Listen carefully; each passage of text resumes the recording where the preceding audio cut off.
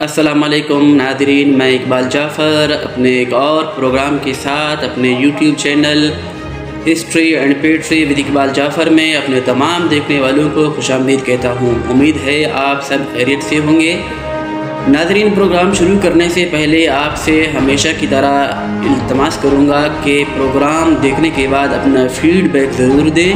اگر پروگرام اچھا لگے تو اس کو شیئر کر دیا کرے تاکہ کوئی اور بھی اسے استفادہ کر سکے۔ اگر آپ نے میرا یوٹیوب چینل اب تک سبسکرائب نہیں کیا ہے تو اس کو سبسکرائب کر لیں تاکہ آنے والی ویڈیو آپ کو بروقت مل سکے۔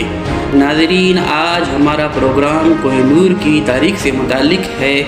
کوہ نور دو الفاظ کا مجموعہ ہے۔ کوہ کے معنی پہاڑ کے ہیں اور نور کے معنی روشنی کے ہیں، یعنی روشنی کا پہاڑ۔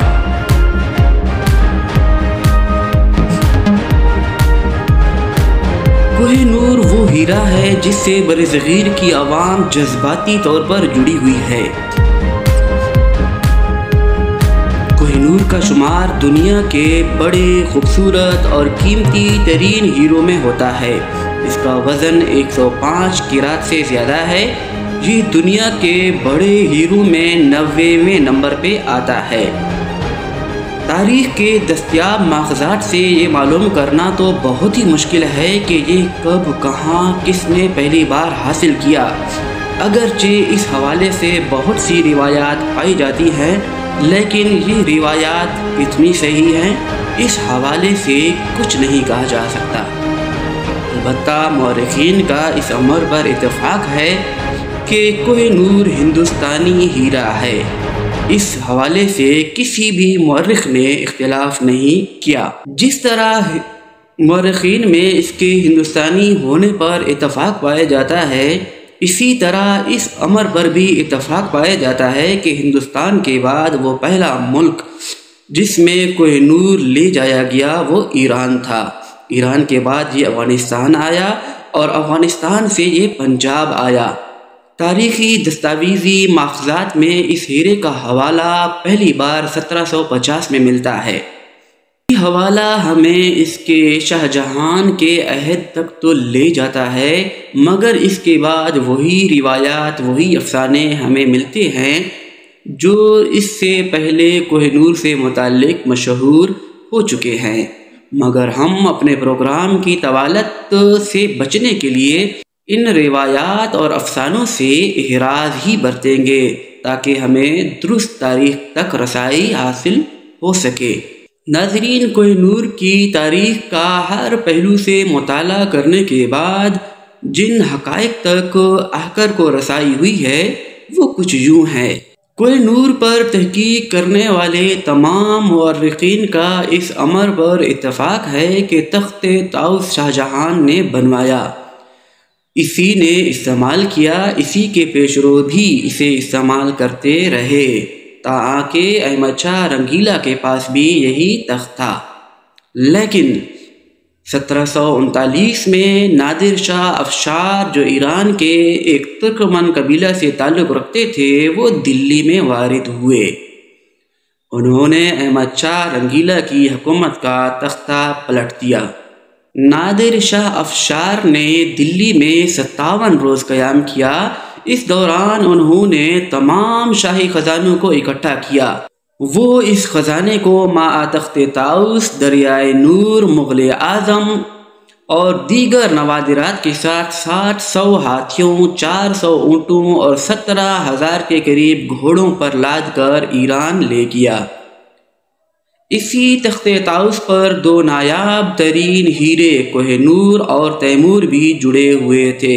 ترکمنستان کے علاقے مرو سے تعلق رکھنے والے مورخ محمد کاظم مروی نے 1750 میں کوہ نور کو اسی تخت طاؤس سے جڑا ہوا پایا۔ انہوں نے آنکھوں دیکھا احوال اپنی کتاب میں رقم کیا۔ ان کی کتاب عالم آرائے نادری میں صراحت کے ساتھ لکھا ہوا موجود ہے کہ کوہ نور میں نے اپنی آنکھوں سے دیکھا۔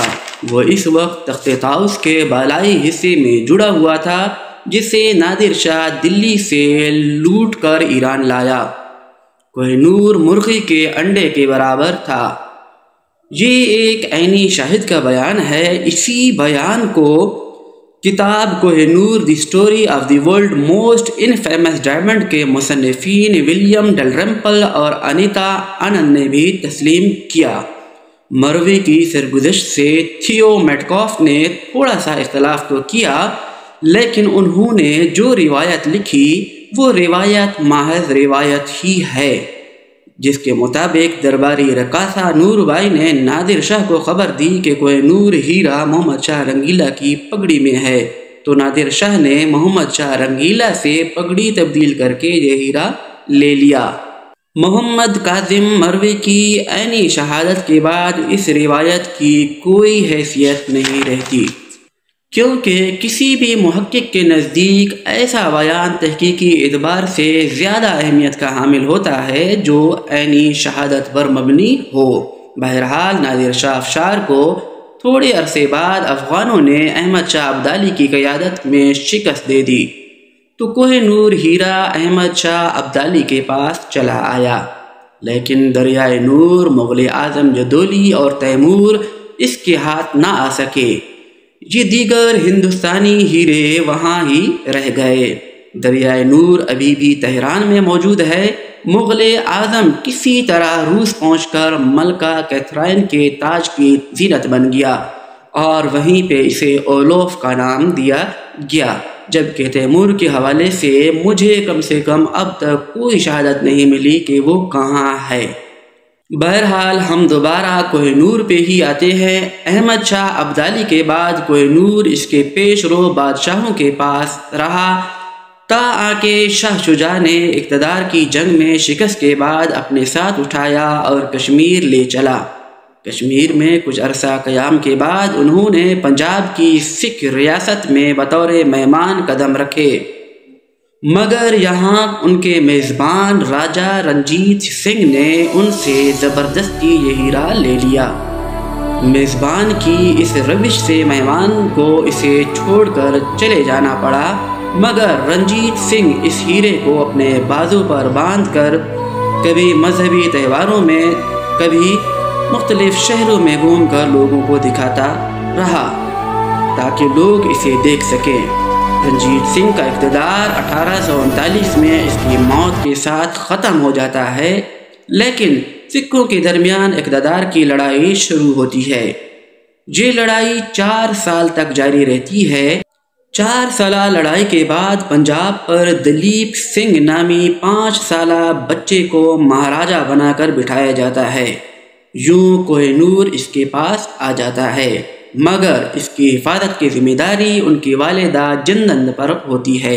1849 میں انگریزوں نے پنجاب پر قبضے کا جب فیصلہ کیا تو انہیں کوہ نور کا پہلے سے ہی علم تھا، کیونکہ رنجیت سنگھ اپنے دربار میں آنے والے انگریز سفراء کو کوہ نور دکھاتے رہتے تھے۔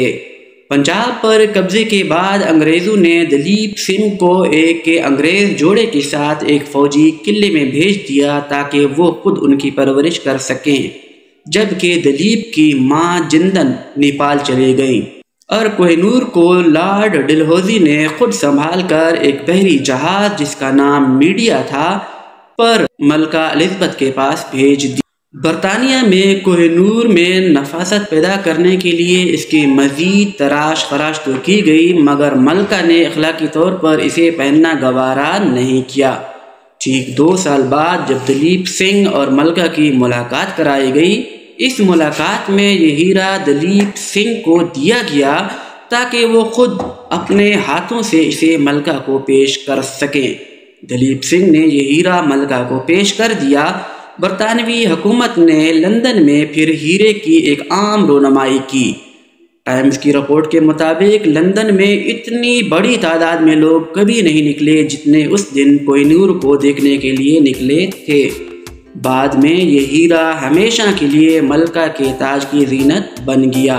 دلیپ سنگھ کی طرف سے تحفے میں دیے جانے کے بعد ملکہ نے بھی اسے پہننے کے قابل سمجھا۔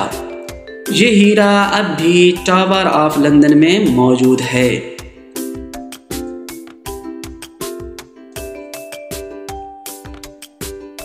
नाज़रीन, अरसा गुजरने के बावजूद भी बरसग़ीर में ऐसे लोगों की कमी नहीं जो कोहिनूर हीरा को बरसग़ीर की मलकियत समझते हैं।